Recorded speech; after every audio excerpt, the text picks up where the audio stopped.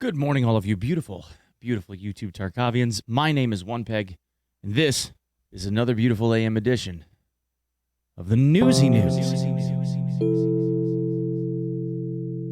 Today in the news, we have some buffs and some changes. Now, I'm going to go back a few days just to kind of keep everything for continuity's sake. But yeah, we'll get there, okay? We'll get there. First up, EFT ended up modifying some loot chance stuff with reserve. Like 3-4 days ago, it seems as though the loot has improved a few percentage points. So you should be seeing a little bit more loot on reserve than you had been, I don't know, a week ago. Also, there were some increases to boss spawn chances.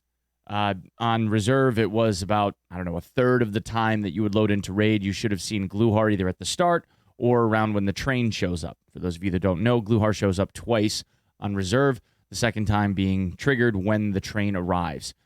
Both of those instances seem to be somewhere around a 2 out of 5 now. So a little bit of an increase there. With today's minor update, there seems to have been an increase in the spawn chance for raiders on reserve as well. So there have been a few different rounds of buffs for raiders spawning on reserve. Nikita made a tweet a while ago that said something about how raiders weren't spawning all that much, wanted to know what the community thought. It seems as though the belief is there aren't that many raiders on reserve. So the spawn chance for this is now a 1 in 2. So you should see raiders spawning on the switch throne for hermetic button press about 50% of the time, as well as the D2 button press being 50% of the time.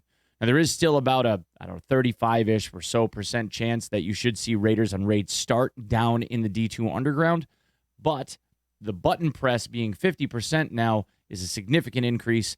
And the switch throw for the outdoor raiders being 50% now is also a significant increase. So get your scav runs going, boys, because that is worth it.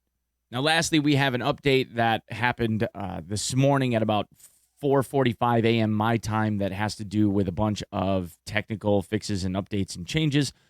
So we'll just go down the list. The first being client optimization change according to BSG. The next bullet being fix some cases of grass glowing during rain. So this should help with some, I guess, over sharpness, if you want to put it that way. Might actually, for those of us that are streaming, help a little bit with the transmission of that information during rainstorms. Quick pressing the sprint key will no longer increase players' walking speed. That was a bug that a lot of people had seen for a while. Temporary bans at the flea market now correctly reset over time without the need to restart the game. There was also a bug that had been going around as of this morning saying that if you weren't or had not yet downloaded the client update, you were being banned from the flea market until after you downloaded the update.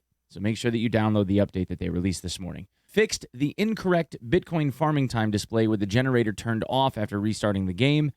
Another whatever. Fixed several issues leading to bots getting stuck. Fixed incorrect ergonomics indication of the M1A rifle while in the inspect menu. And then another list of changes, added new voice lines for playable scavs, similar to help, command, health status, reaction, contact, enemy, and team status lines for PMCs. And last but certainly not least, VoIP is now enabled by default for all new players. And that change is actually pretty huge. Now, if you guys would like to stay more up to date on all things related to Tarkov, please be sure to give me a sub if you end up enjoying the content that you see here, and or follow me on Twitter. And I will see you guys in the next video. Peace.